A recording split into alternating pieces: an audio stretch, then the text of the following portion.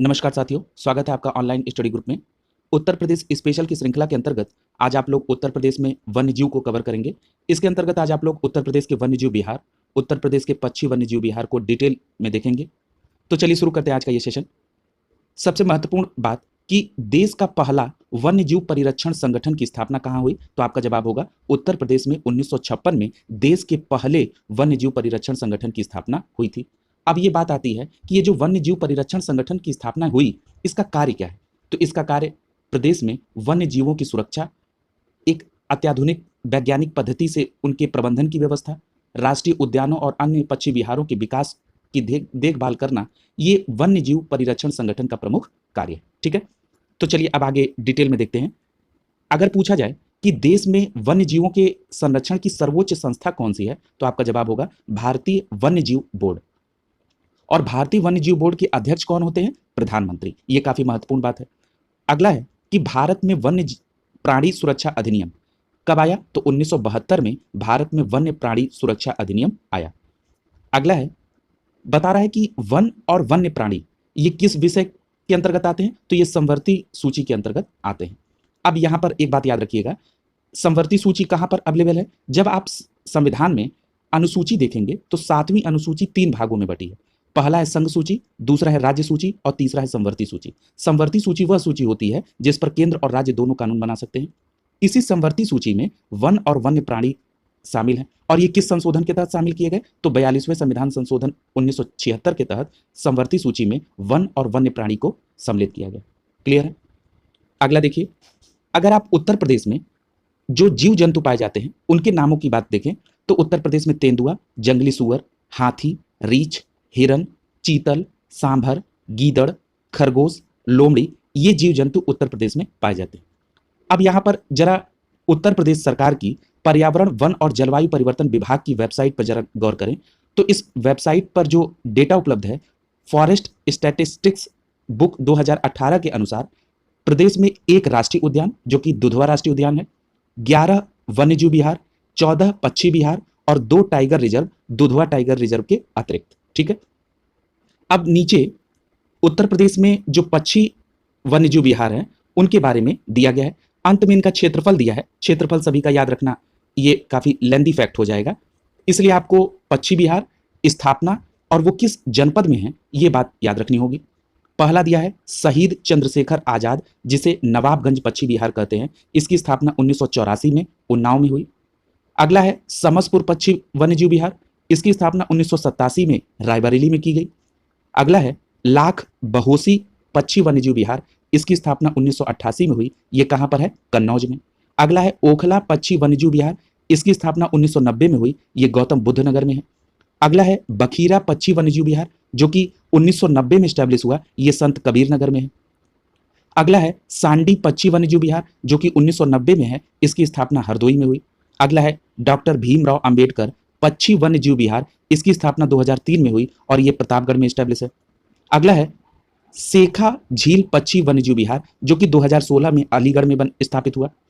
अगला है समान पक्षी वन्यजीव विहार, ये 1990 में मैनपुरी में। और अगला है जयप्रकाश नारायण, जिसको सुराहा ताल पक्षी वन्यजीव विहार कहते हैं, जो कि बलिया में है और इसकी स्थापना 1991 में हुई। अगला है सुर सरोवर पक्षी वन्यजीव विहार, जो कि 1991 में आगरा इटावा में स्टैब्लिश है।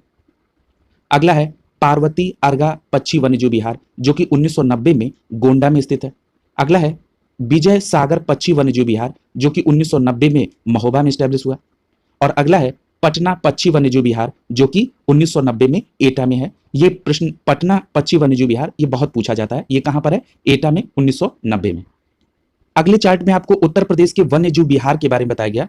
ये वन्यजीव विहार की स्थापना कब हुई, ये किस जिले में है और यहाँ पर जो पाए जाने वाले पशु पक्षी हैं इनके बारे में इसमें डिटेल चर्चा है। पहला नाम दिया है चंद्रप्रभा वन्यजीव विहार। चंद्रप्रभा वन्यजीव विहार की स्थापना 1957 में चंदौली में की गई। याद रखिएगा, ये परीक्षा के दृष्टिकोण से काफी महत्वपूर्ण प्रश्न है। और अगर पूछा जाए कि यहाँ पर कौन से पशु पक्षी पाए जाते हैं तो आपका जवाब होगा चिंकारा, सांभर, भालू, तेंदुआ और विभिन्न प्रकार के यहाँ पर पक्षी पाए जाते हैं। अब अगला क्या है? किशनपुर वन्यजीव विहार। किशनपुर वन्यजीव विहार की स्थापना 1972 में हुई और यहाँ ये कहां पर है? तो किशनपुर वन्यजीव विहार लखीमपुर खीरी में है। अब यहाँ पर कौन से पशु पक्षी पाए जाते हैं? तो आपका जवाब होगा चीता, तेंदुआ और हिरन किशनपुर वन्य जीव विहार में पाए जाते हैं, जो कि लखीमपुर खीरी में है। अगला नाम है कतरनिया घाट वन्य जीव विहार। कतरनिया घाट वन्य जीव विहार, इसकी स्थापना 1976 में हुई। और ये कहां पर है कतरनिया घाट वन्य जीव विहार? तो आपका जवाब होगा बहराइच में। और यहां पर दुर्लभ मैदानी जीव पाए जाते हैं।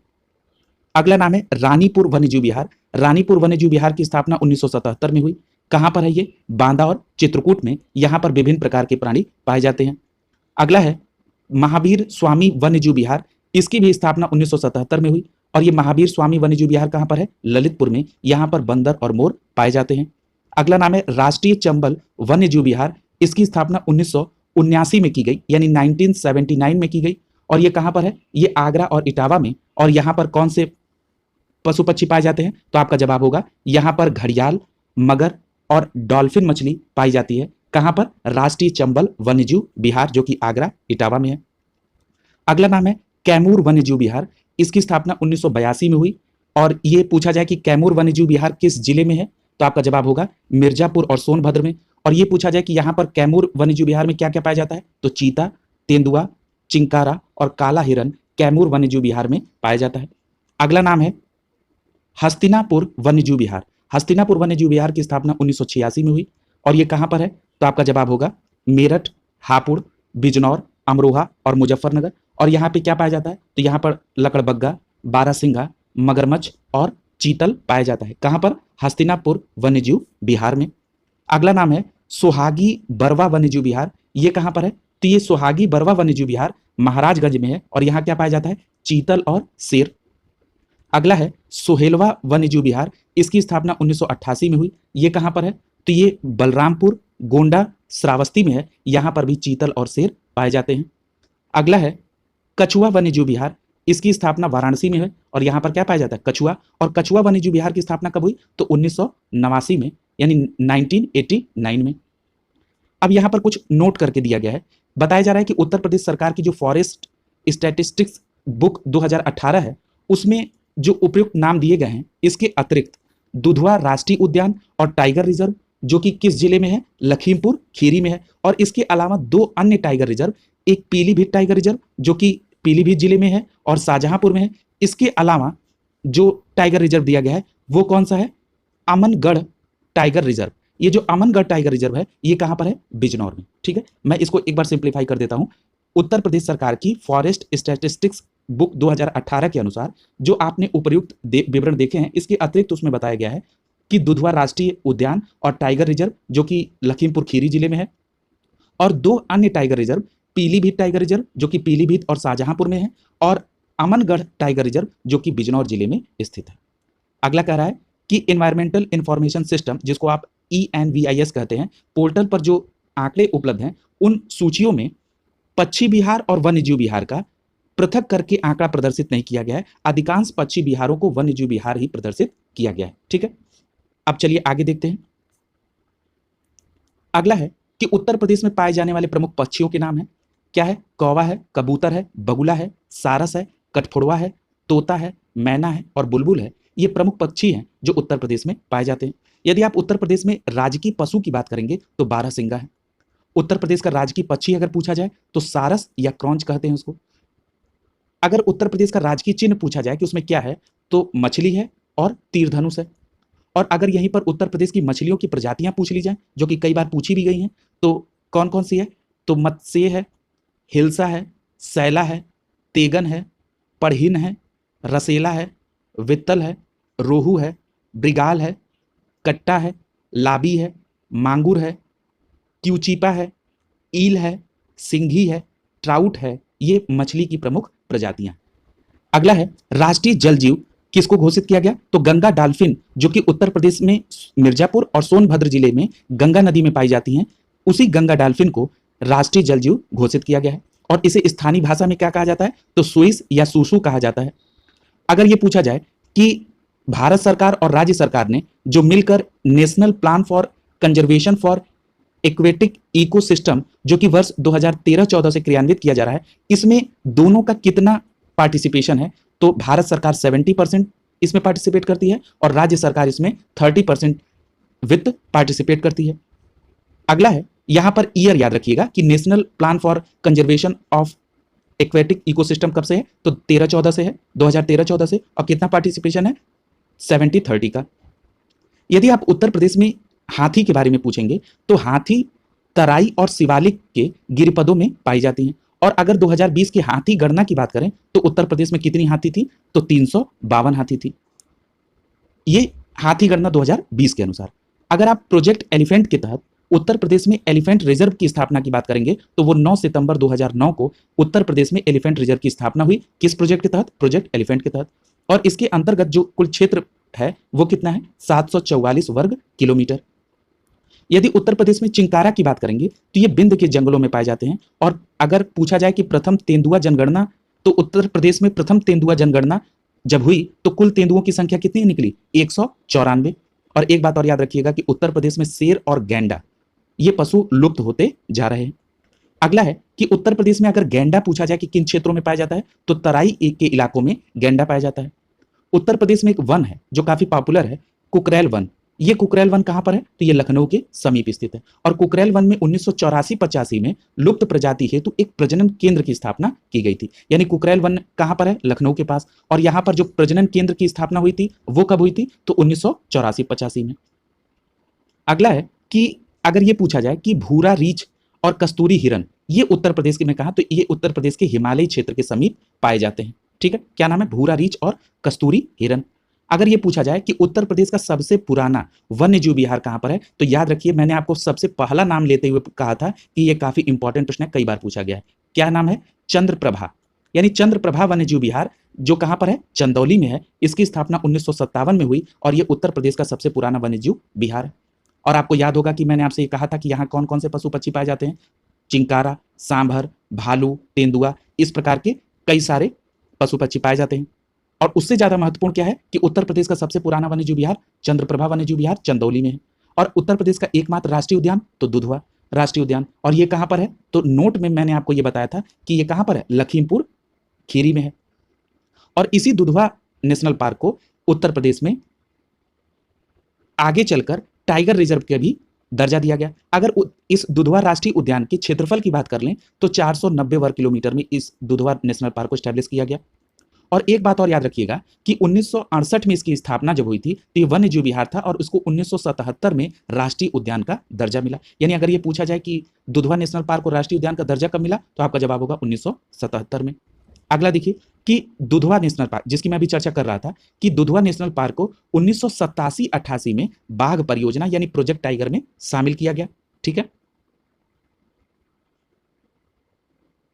और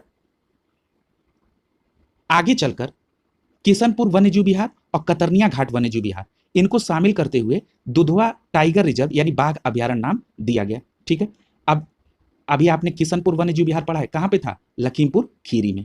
और इसी तरह से कतरनिया घाट वन्यजीव विहार आपने पढ़ा था।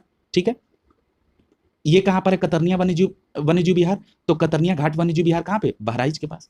ठीक है, तो इस प्रकार आपने इसको देख लिया कि इन दोनों को शामिल करके दुधवा टाइगर रिजर्व यानी बाघ अभ्यारण्य नाम दिया गया। यदि आप दुधवा नेशनल पार्क के उत्तरी सीमा को देखेंगे तो वहां पर मोहन नदी, और दक्षिणी सीमा में कौन सी नदी है? तो सुहेली नदी है।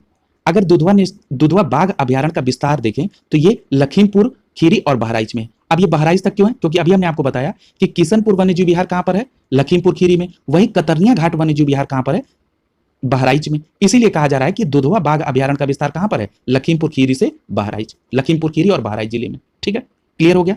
अगला देखिए कि 9 जून 2014 को उत्तर प्रदेश सरकार ने पीलीभीत वन्यजीव अभ्यारण्य को बाघ अभ्यारण्य का दर्जा दिया। ठीक है, यानी पीलीभीत वन्यजीव अभ्यारण्य भी क्या हो गया? बाघ अभ्यारण्य हो गया।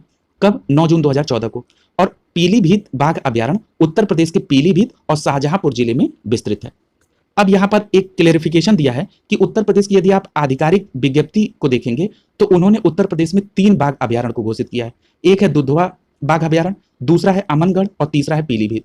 अब यहां पर अमनगढ़ के बारे में बताया जा रहा है कि जो अमनगढ़ है ये जिला बिजनौर में है। ये एक बफर जोन है और केंद्र सरकार के प्रकाशनों में इसे एक पृथक तौर पर बाघ अभ्यारण्य के तौर पर नहीं शामिल किया गया।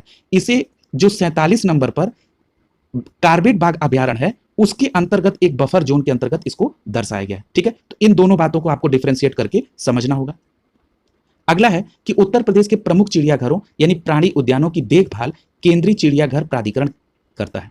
ठीक है, और यदि यह पूछा जाए कि उत्तर प्रदेश में अगर बृहद श्रेणी की चिड़ियाघर की बात की जाए तो कितने हैं? तो 3।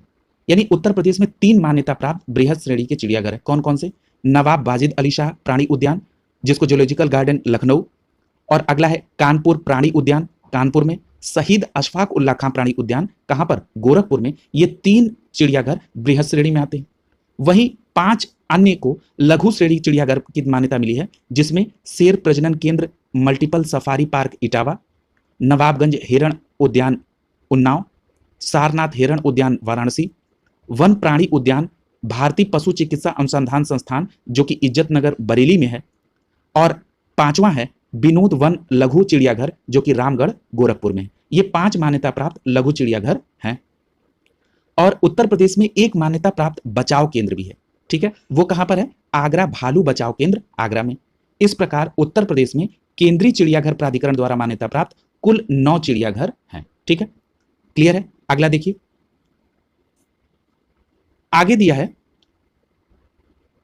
अगर आपसे ये पूछा जाए, यहां पर ये महत्वपूर्ण है कि अगर सबसे बड़ा पक्षी विहार कौन सा है, तो आपका जवाब होगा लाख बहोसी पक्षी विहार कन्नौज में। और अगर ये पूछा जाए कि सबसे छोटा पक्षी विहार कहां पर है, तो आपका जवाब होगा शेखा झील पक्षी विहार अलीगढ़। ये दोनों बातें याद रखिएगा, परीक्षा में ये पूछी जाती हैं। आगे देखिए, अगर ये पूछा जाए कि उत्तर प्रदेश के इटावा में एक एशियाई शेर प्रजनन केंद्र एवं लॉयन सफारी पार्क विकसित किया गया, ये किससे प्रभावित होकर या किससे प्रेरित होकर यहां पर स्टैब्लिश किया गया?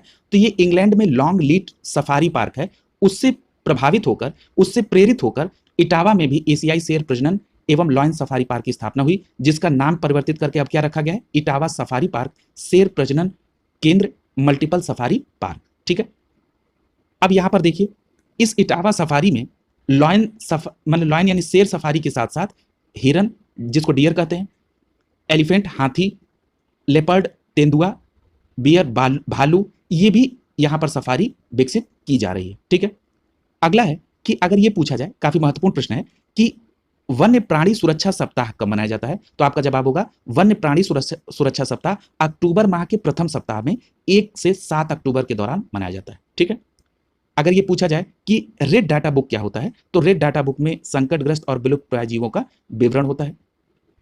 अगला है people's park and wildlife book.